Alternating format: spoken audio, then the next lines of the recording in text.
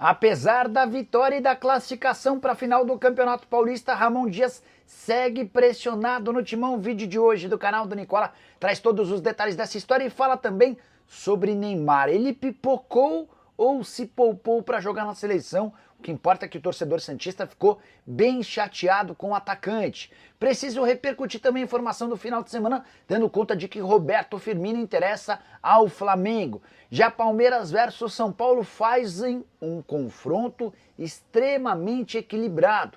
Para completar, Carille corre risco de demissão no Vasco, tem as metas esportivas do Cruzeiro, o Atlético Mineiro e o Grêmio fazendo bonito em relação a público e mais especialmente em renda. Tem as últimas do mercado, bastidores, finanças e muito mais.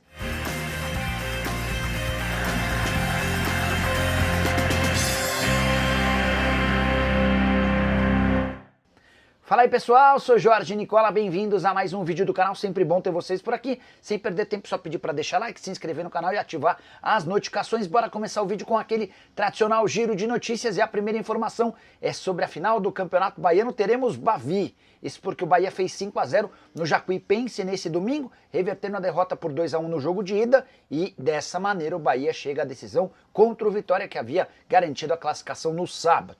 Importante contar ainda que o Vitória acertou a contratação de Felipe Cardoso, atacante que foi destaque no Atlético de Alagoinhas. Já o América Mineiro, praticamente sem chances de título do campeonato estadual depois da derrota por 4-0 para o Galo, tem negociações em andamento com o Miguelito, meio atacante boliviano que pertence ao Santos e que quase foi parar no Dinamo de Kiev alguns dias atrás. Preciso falar também sobre a punição imposta pela Conmebol ao Cerro Porteño depois de um ato racista de torcedores contra o atacante Luigi do Palmeiras. O Cerro perdeu ou tomou uma punição de $50 mil, além de jogar com portões fechados, para mim, muito pouco diante do crime cometido. As duas últimas do giro de notícias, Libra e Liga Forte União estão conversando sobre a possibilidade de assumir o controle do Campeonato Brasileiro a partir de 2027, tirando dessa maneira a CBF do comando. A saideira, o Fortaleza negocia a contratação do atacante Alanzinho, que fez ótimo campeonato estadual pelo Ferroviário. Preciso falar agora sobre um feito de mineiros e gaúchos. Normalmente as maiores rendas do futebol brasileiro vêm de São Paulo e Rio de Janeiro, até por conta dos ingressos mais altos. Nesse final de semana em São Paulo tivemos Corinthians e Santos, e no Rio de Janeiro Flamengo versus Vasco, o clássico das multidões. Mas as maiores arrecadações ficaram em Porto Alegre e em Belo Horizonte. O Atlético Mineiro, na vitória por 4-0 contra o América, levou 47.036 pessoas ao Mineirão, numa renda total de R$4.100.000, ticket médio de R$87. Já Grêmio e Internacional levaram para a Arena do Grêmio 51.077 torcedores e a maior renda do final de semana, R$4.400.000. O Flamengo versus Vasco teve 55 mil pessoas no Maracanã e uma renda de R$3.700.000. Corinthians e Santos, segundo o maior público da história da Neoquímica Arena em jogos do Corinthians, 47 mil pessoas e uma renda de R$3.600.000. Pode parecer besteira, mas a capacidade de arrecadação com bilheteria transforma os clubes. Aqueles times que têm a possibilidade de faturar alto de forma recorrente com jogos dentro de casa têm maior capacidade de investimento, de pagamento de salários, de contratações, entre outras coisas. Bora mudar de assunto e falar sobre as metas esportivas do Cruzeiro para a temporada de 2025. E o Cruzeiro já falhou na primeira meta.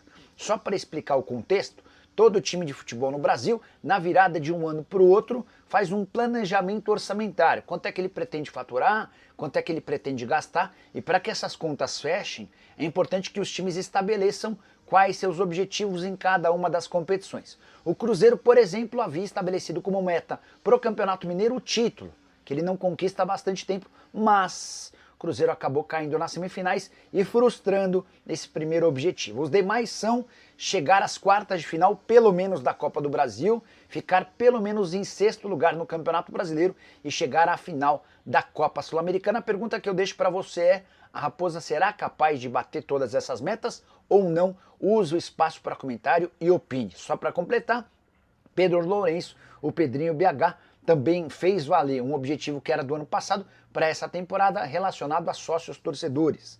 O Cruzeiro tinha a missão de bater 100 mil sócios no ano passado, não conseguiu. Essa meta foi prorrogada para essa temporada e nesse momento o Cruzeiro tem 81.674 torcedores.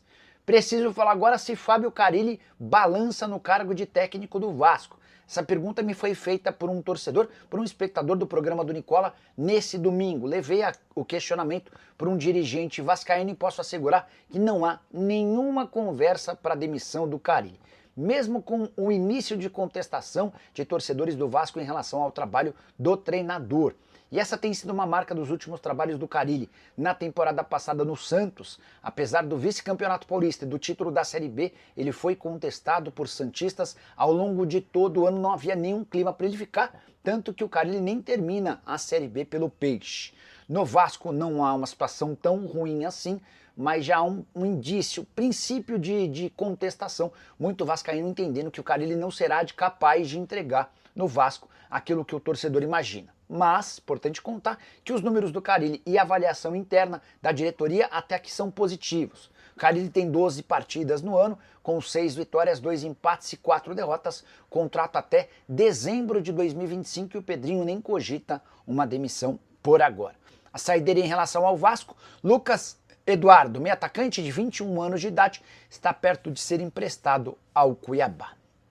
Bora falar agora sobre Palmeiras e São Paulo, que decidem nessa segunda-feira o segundo lugar na final do Campeonato Paulista. O adversário do Corinthians será conhecido a partir das 21h35 no Allianz Parque, estádio Alviverde. E eu queria destacar o enorme equilíbrio que existe entre os times. Palmeiras e São Paulo divergem em relação aos históricos de confronto. Isso porque o Palmeiras se utiliza de jogos do torneio início, que tinham apenas 20 minutos, enquanto o São Paulo não considera esses jogos. De qualquer forma, nos dois casos a diferença é mínima. Nas contas do Palmeiras, o São Paulo tem 120 vitórias contra 119 do Verdão. Já nas contas do São Paulo, o Palmeiras tem 117 vitórias contra 116 do Tricolor, ou seja, eles estão separados por apenas uma vitória e a gente pode ter uma igualdade a partir do clássico dessa noite. Importante destacar que se o histórico de confrontos é igual, no mata-mata a vantagem são paulina é grande. Foram 22 duelos de mata-mata e eu estou contando jogos de ida e volta como um único resultado. Desses 22 duelos, em 17 o São Paulo saiu como classificado ou como campeão. O Palmeiras só levou vantagem em 5 desses duelos. No Allianz Parque, o Palmeiras tem 13 vitórias, 5 empates e 4 derrotas diante do rival. Mas, se o São Paulo é o time que mais perdeu para o Palmeiras no Allianz Parque, o São Paulo eliminou mais o Palmeiras no Allianz do que o reverso. O São Paulo já conseguiu eliminar o Palmeiras em 3 oportunidades no Allianz Parque e acabou eliminado pelo Palmeiras no estádio Alviverde em apenas 2 oportunidades. Diante disso, gostaria que você usasse o espaço para comentário para deixar seu palpite para o jogo. No programa do Nicola desse domingo, minha sugestão foi de, no máximo, 1 gol no primeiro tempo da partida. Estou imaginando um jogo bastante equilibrado. Bora falar agora sobre Roberto Firmino. Há alguma chance de o ex-atacante da seleção brasileira e do Liverpool pintar no Flamengo? Especulação que surgiu especialmente nesse domingo. Levei o questionamento para um dirigente do Fla que preferiu sair pela tangente e nem confirmou nem desmentiu qualquer operação. Importante lembrar que o Firmino tem acordo com o Al-Ahly até junho de 2026, mas dificilmente permanecerá no clube a partir da metade do ano. Isso porque ele foi excluído da lista de inscritos do Campeonato Saudita e tem jogado apenas na Champions Asiática. Algo que não justifica para alguém que ganha cerca de 10 milhões de reais por mês. Até por isso, o Al-Ahly deve negociá-lo na metade do ano. Não está inclusive descartada uma possibilidade de rescisão amigável do contrato. E é nesse cenário que o Flamengo entraria como um dos interessados, não precisando gastar absolutamente nada para adquiri-lo em definitivo. haveria necessidade apenas de um acerto com o atleta, e esse apenas parece fácil, mas certamente não será. Até porque o Firmino tem outros interessados. Há uma especulação grande que vem da Inglaterra de que o Arsenal prepara um projeto para repatriar o jogador para a Premier League. E a esposa do Firmino já deixou bem claro para quem quisesse ouvir que o sonho do casal é voltar a morar por lá. Preciso falar agora sobre Neymar. O atacante do Santos pipocou na semifinal do Campeonato Paulista ou se preservou para jogar pela seleção brasileira? Seja uma ou outra resposta, o filme dele ficou bastante queimado com o torcedor do Peixe. Para quem não pegou as referências, o Neymar não esteve em campo, não entrou, não jogou nem sequer um minuto na semifinal entre Corinthians e Santos, que terminou com derrota do Peixe. O Corinthians venceu por 2-1 e é finalista do Paulistão. O Neymar até participou do processo de aquecimento e se sentou no banco de reservas durante todo o jogo, causando a impressão de que em algum momento entraria. Isso não aconteceu. Depois da partida, o Pedro Caixinha afirmou que todo mundo no Santos já sabia que ele não tinha condição de jogar, mas o Caixinha pediu que ele fosse para o banco para tentar enganar jogadores e membros da comissão técnica do Corinthians, imaginando que em algum momento o Neymar poderia entrar. Só para explicar. O Neymar havia se contundido no final de semana passado no jogo contra o Red Bull Bragantino. E ele perdeu alguns bons dias de recuperação para essa lesão muscular no Carnaval do Rio de Janeiro. Em vez de ficar fazendo atividades no CT Santista, de manhã, de tarde e de noite, ele foi com a esposa e a família para Mangaratiba. E também esteve no Sambódromo do Rio de Janeiro, onde passou pelo menos 5 horas. Tempo que ele perde, cansando em vez de fazer tratamento. Na pior das hipóteses, dá para dizer que o Neymar não foi um cara disciplinado e não tinha a semifinal do Campeonato Paulista como prioridade. Tem muito torcedor santista imaginando que o Neymar não jogou contra o Corinthians com medo de estourar essa lesão e desfalcar a seleção brasileira. O Neymar havia sido convocado pelo Dorival Júnior na última quinta-feira para os jogos contra a Colômbia e a Argentina. Só o tempo vai dizer quantos dias mais o Neymar precisará para se recuperar da contusão. Mas o que é certo é que o filme dele ficou ligeiramente queimado. E aí vem a pergunta: como é que ficaria essa situação se o Santos fosse do Neymar? Essa é uma discussão que existe nos bastidores para que o Neymar e o pai dele adquiram a SAF do Santos, situação bastante delicada. Só para completar, queria colocar a frase do Neymar: infelizmente faz parte do futebol, não deu hoje, mas voltaremos ainda mais fortes para lutar pelos nossos objetivos, fecha aspas. É importante destacar que pro Neymar o que pegou foi uma lesão na quinta-feira e não a lesão do último domingo. Eu confesso que para mim essa história não colou. E você? O que achou de toda essa confusão? Já usa o espaço para comentário e registra a sua opinião, beleza? Hora de falar sobre o Corinthians, mais especificamente de Ramon Dias. O Timão está classificado para a final do Campeonato Paulista, mas o treinador argentino segue balançando no cargo.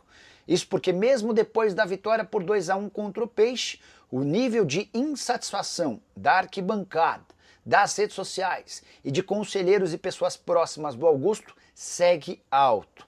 A insatisfação se dá também por conta de uma série de decisões do Ramon.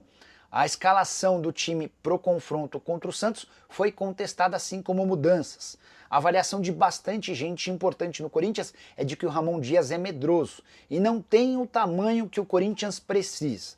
Para piorar a situação do treinador, na quarta-feira o Corinthians vai precisar reverter a derrota por 3-0 contra o Barcelona em Guayaquil.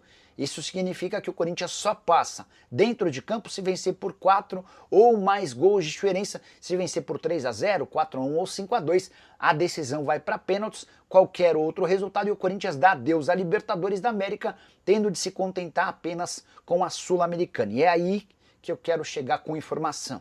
Antes de gravar esse vídeo, na manhã dessa segunda-feira, conversei com uma pessoa próxima ao presidente Augusto Melo. E ela não descarta que, em caso de eliminação diante do Barcelona, Ramon Dias seja demitido. A curiosidade é que isso aconteceria às vésperas de uma final de Campeonato Paulista. Não é a lógica. O Corinthians precisaria perder e perder, deixando péssima impressão para o Barcelona. Se ficar num 2-0, muito perto da classificação ou de levar a decisão para os pênaltis, Ramon Dias será mantido para os confrontos da final do Campeonato Paulista. Embora o índice de contestação ao trabalho dele siga bastante alto. Você, na condição de dirigente corintiano, demitiria o Ramon em caso de eliminação ou o manteria para a final do Paulistão? Já use o espaço para comentário, só não esquece de deixar like, de se inscrever no canal. Nos encontramos mais tarde. Tchau!